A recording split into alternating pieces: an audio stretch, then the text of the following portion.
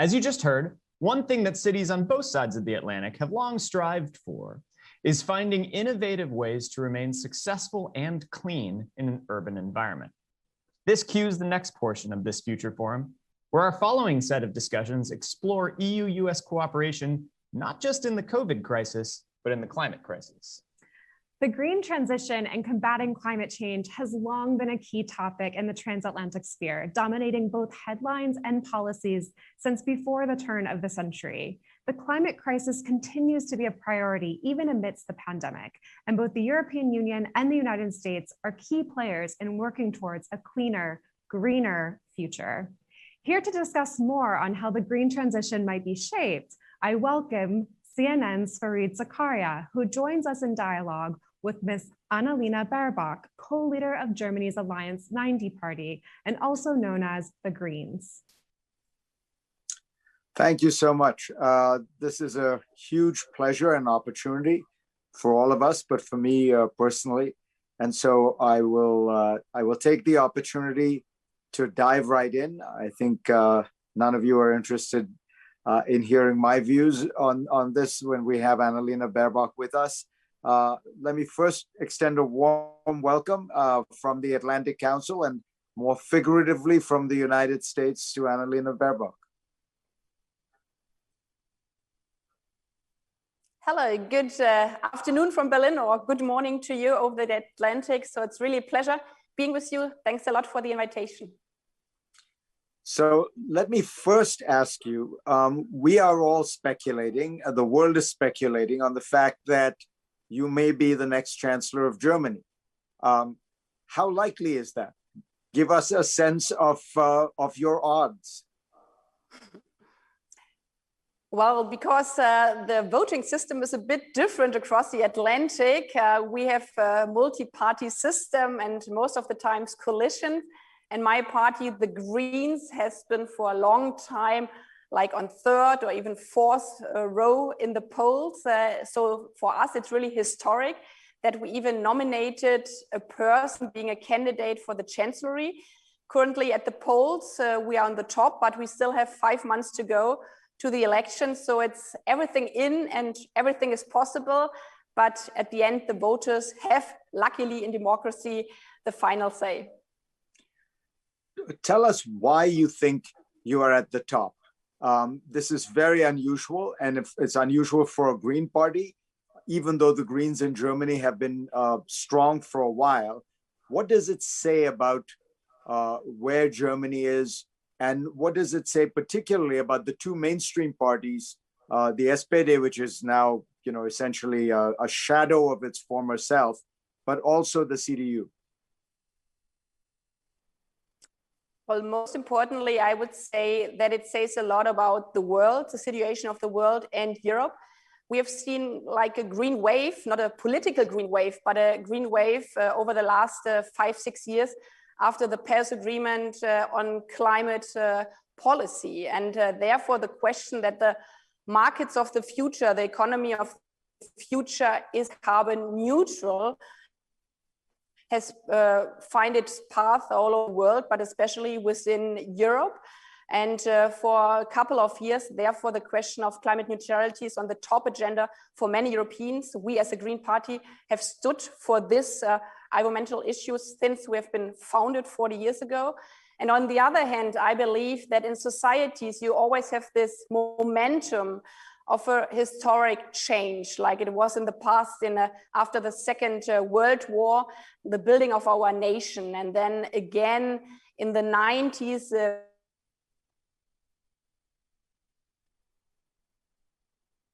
reunification of our country, again at this kind of crossroads where we have to take our future in our own hands, building a carbon neutral society together with a social just society. And this gives the momentum of change for our country. And the Greens stand for this change, for this hope, whereas other parties stand more for the status quo. And that's why we have a big movement within our society for the hope and for the change. So what do you think will change if you became chancellor? The world has, as you say, got used to Chancellor Merkel, who has been very steady, but in a sense has been part of a very familiar world for us. If the Greens were to come into power, you were to become chancellor, particularly for Germany in its relation to the outside world, what would change? Well, I'm not standing for changing everything, but bringing big parts of society in a better future, meaning building really a carbon neutral and social just society, and not just working from one momentum to the others, but have a long-term vision.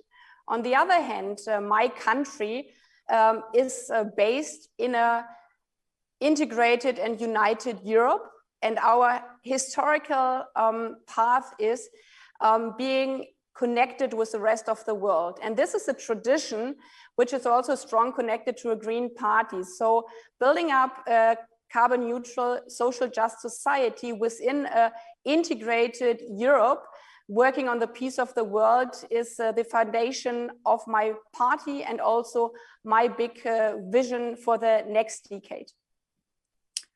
Part of the Green Party's history has been a fairly substantial criticism of the United States. I think particularly if I think back 30 years, has that changed, or do you believe that the part of the nature of the Green Party is to be much more critical of US dominance of the world or status in the world, and of the very tight alliance that the United States and Germany have historically enjoyed? Well, I think it's a broader picture, like the Green Party, but it was back 40 years ago. Actually, it's a coincidence, but it's a funny one. We were founded in 1980. This was just the year when I was born. So you see like how long our tradition goes back, and also how much our party has changed as like people in our country have changed over the last 4 decades. But when we were founded, it was like the foundation of different movements. It was a strong women movement fighting for equal rights for women, but also for human rights. It was a strong environmental movement coming also from an anti-nuclear momentum, especially after then in the 80s, Chernobyl happened, which really was a strong point in our history. But it was also built on a peace movement because of our past, because of our history. And in this mixture of different movements, the party's DNA was also always founded in the question of freedom and peace and human rights. And this is, I think, which you are connecting on the question of also the relationship with the US, but also Russia on the other hand, because many people in Germany had a strong fear of being split between this Cold War, between 2 countries which are fighting against each other, and Germany is just in the middle, Europe is just in the middle. But we have like over the 40 years, because for us it was so important to be a party of peace, but also being a party of human rights, that for especially the agenda of the responsibility to protect, which was a big thing also for the United Nations. This is our foundation of saying democracy, liberal democracy, have to fight for human rights, sometimes also with military measures to prevent genocide. And on the other hand, every military action has to be founded on international public law, which is also set up in our constitution because of our past. And this is a bit the history, how we also followed NATO, the development of NATO, but we believe that a strong European Union and a strong transatlantic relation also based on NATO is our common ground, how we can build the future together. Do you agree with Donald Trump that Germany should be paying 2% of its GDP into its defense to meet that NATO guideline? Do you think it is appropriate? I think that it's very not only appropriate, but also needed that Europeans, and therefore Germans, have to take more responsibility for our own security. Back in the 90s, Bush Senior said to our German chancellor, why don't we start a partnership in leadership? But in the 90s, Germany was not ready. We were not reunited. Many other Europeans were a bit afraid of a strong Germany again after the Second World War. But I think now, almost 30 years later, it's really the time to step up a new step to set up this partnership in leadership between Europe and the US. This means also more responsibility in security issues. But I have my doubt that the 2% target of the NATO, which was set up before also Mr. Trump, is still the state of the art because it's related to the GDP, as you know.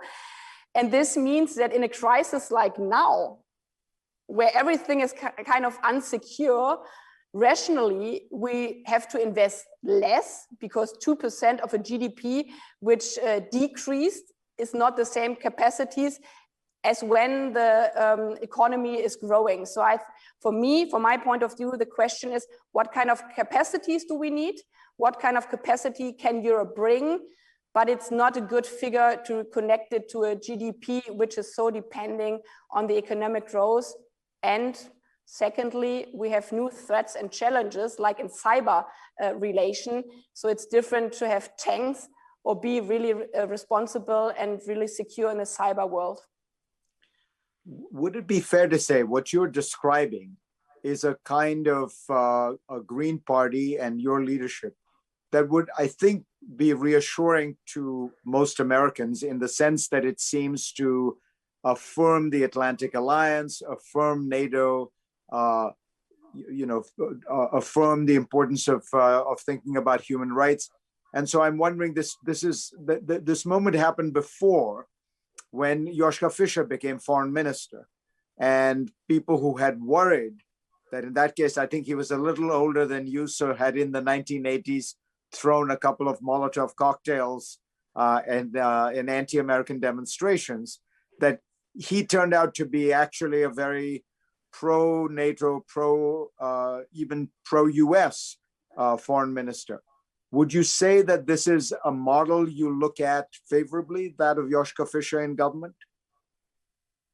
Well, he's part of my party. And actually, when he was foreign minister, just at this moment, I joined the party. This was in 2004, actually like a really emotional moment for me, because it was the 1st of May in 2004, when Europe did its enlargement to the east. So European countries joined the EU, especially from the east, and I come from a region around Berlin. It's called Brandenburg. It was Eastern Germany, and it has a direct border over the Oder River to Poland.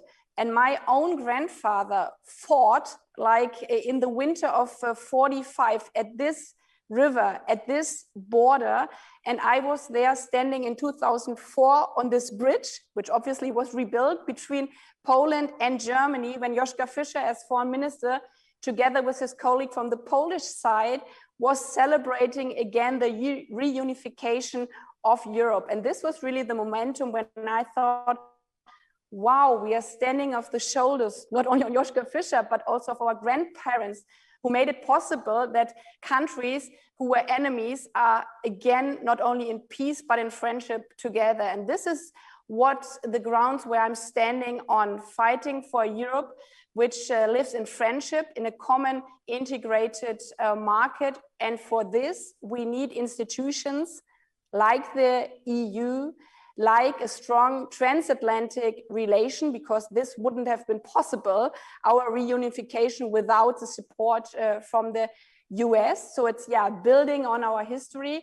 But this is really important for me. Otherwise, it wouldn't make sense to become a chancellor.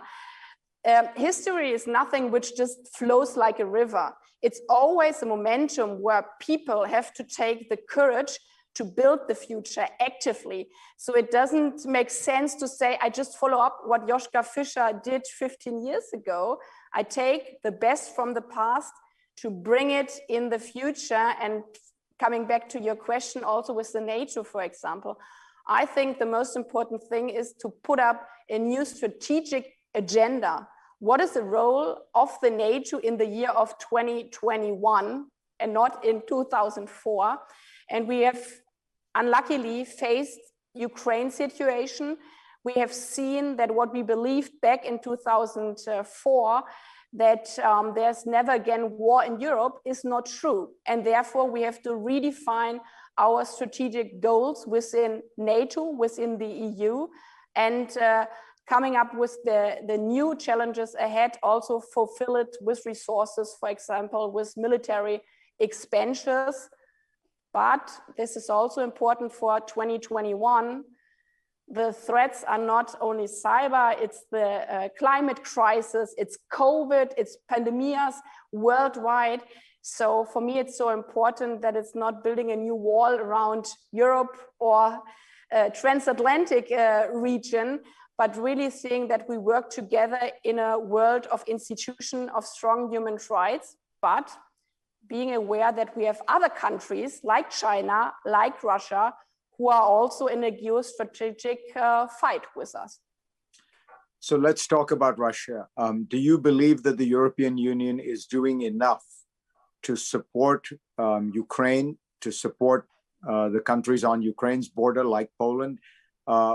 Or should there be more efforts made to really make both Russia pay some kind of a price for what it's done and to deter further actions? The Russians only 2 weeks ago massed 100,000 troops on Ukraine's border. I believe that the problems of the last year from the European Union was that we didn't do an active foreign policy. There wasn't an active role of the EU, and this is due to the lack of an active German foreign policy, because Germany is the biggest player in the EU, and it's crucial that if the EU wants to be strong, if the EU wants to play its international role and also its role in its own neighborhood, then it needs a strong, open but active German foreign policy. It's not about Germany telling the others what to do, but if we are behaving very passively, it's hard for the others. And it also needs a strong interaction between Germany and France. And most importantly, also with our European neighbors. And this didn't happen, to say it very frankly, in the last years. The Baltic state, Poland, even though I have also disagreement with some politics of the governments, especially in Poland. But anyhow, we are a friendship group together, and they said, we are afraid, actually. We are afraid because of the situation in the Ukraine. And Germany wasn't standing really like strong on their sides. And give you a practical example for that. After the invasion of the Crimea and Eastern Ukraine, the European Union set up a new energy policy saying we cannot be so dependent anymore on Russia, because if we cannot heat in winter when Russia quits our connection of gas, it's really hard to say we have a strong tone on sanctions, because I know we depend on them. So therefore, the European Union said we have to be more independent, especially with our imports of energy. And we set up a new regulation on this. And they set up sanctions. But then from the Kremlin, they pushed for this pipeline Nordstrom 2, which is very known to you as well. And unluckily, the German government, from the Ministry for Industry, but also from the Chancellery, said, well, this is a pipeline which is just on economic interest. It has no political dimension. And this was totally wrong. And with this pipeline, with this indirect or even direct support from the German government, all the sanctions we put in place because of Crimea were kind of contradicted. And this is not a stringent foreign policy. And this is something I've criticized all over the last years. And this is also something I think has to change in the future. It has to be a common European policy where everybody is standing together. So what would you do with Nord Stream? For me, we cannot finalize this project. The problem is that there's already a pipeline underneath the Baltic Sea. There's already the connection pipeline throughout my region where I live, down to the Czech Republic. But this pipeline contradicts our sanctions, so it cannot go in place, it cannot start its action, especially because it's pretty clear that after a couple of years, if we have gas via this pipeline, there will be a cut of the pipeline going through Ukraine. And this is a new security threat for Ukrainians. And therefore, this pipeline there cannot go any gas through this pipeline because we have big security problems otherwise on Ukraine.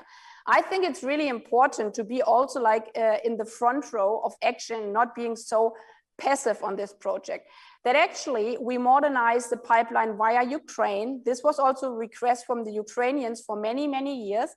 We need hydrogen in Europe to be carbon neutral in the future. There's a high potential in Ukraine for renewable energy, for wind and solar. That we have already this pipeline there to transfer now fossil gas. We can set it up for green hydrogen pipeline in the future. And I think, so it's not just being against this pipeline Nord Stream 2, it's on the other hand, really enabling Ukrainian transporting green gas in the future to the European Union. Chancellor Merkel says that with regard to China, the European Union, Europe, Germany have a different view than the United States. I think suggesting that it would be less combative, less tough. Germany has huge exports to China.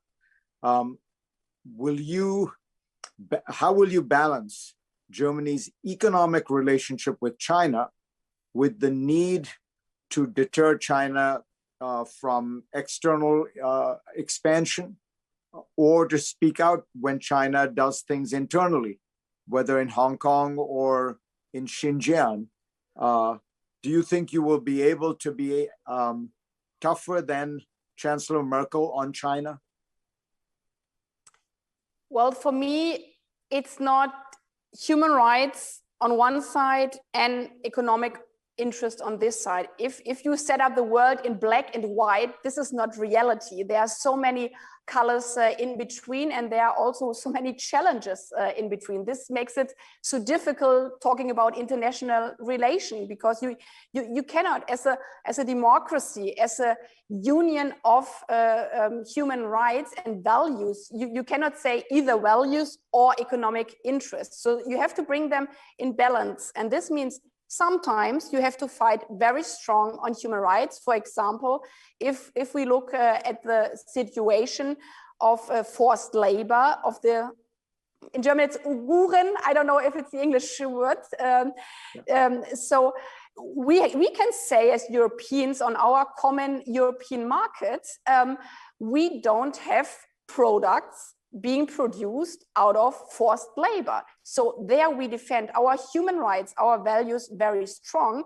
But on the other hand, it doesn't mean saying there is no import, export anymore between Europe and China. This is out of the world. We are obviously also depending on a relationship with them. But we can say we don't take certain products out of these regions.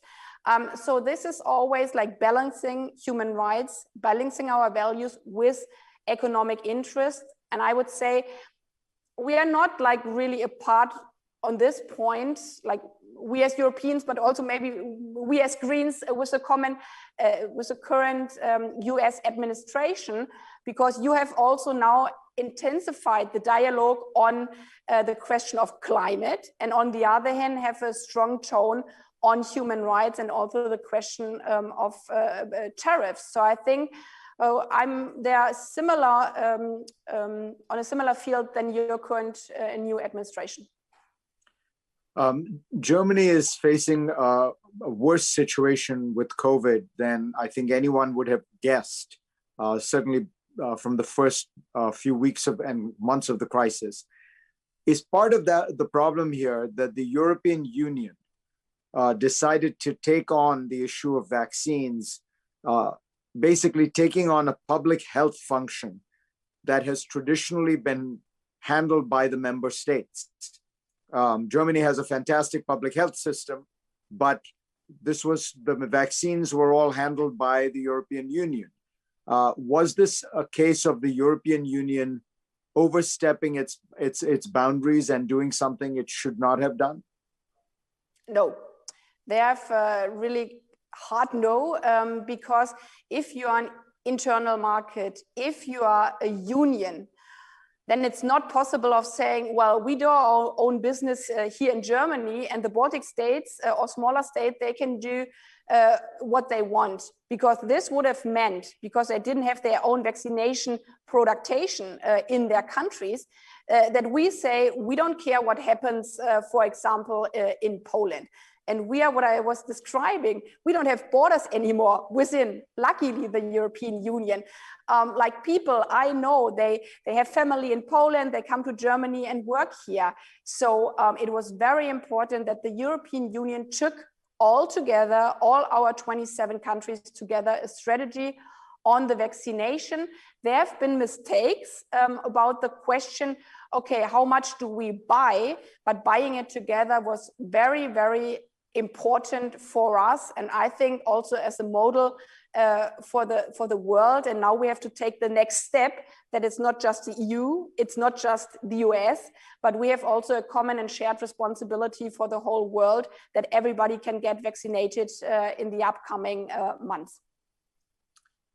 When you look at the Biden administration and the US in general, what do you think are the challenges you face, the disagreements you'll have?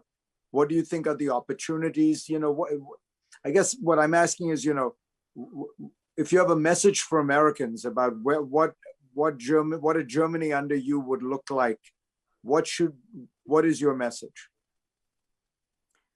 We have a bright future together if we work together on a transatlantic Green Deal. I think there's a chance ahead of us for both sides of the Atlantic, because with the new Biden administration, you invest now, from all what I've read and heard and seen, investing really in a future of a carbon neutrality together with a strong movement on social justice. And this is actually the same idea we are having on the other side of the Atlantic as the European Union with the Green Deal. And I think there's an incredible possibility of showing we can work together on the future project, which is the most important future project for our kids and grandchildren.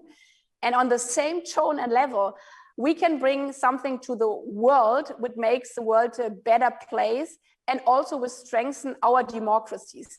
Because it's really crucial that democracies show within the upcoming months that we can not only fight a pandemic with democratic measures, but also the biggest threat, like the climate crisis, as democracies. And so it will strengthen the climate, it will strengthen the welfare, but also, if we do it right, international institution and the rule of law worldwide. Let me ask you finally, there is one visible legacy of America's historic relationship with Germany, which is American troops in Germany. Donald Trump wanted to reduce them, now they seem to be back. Are you comfortable with American troops being stationed in Germany? Do you think 20 years from now, it would still be appropriate?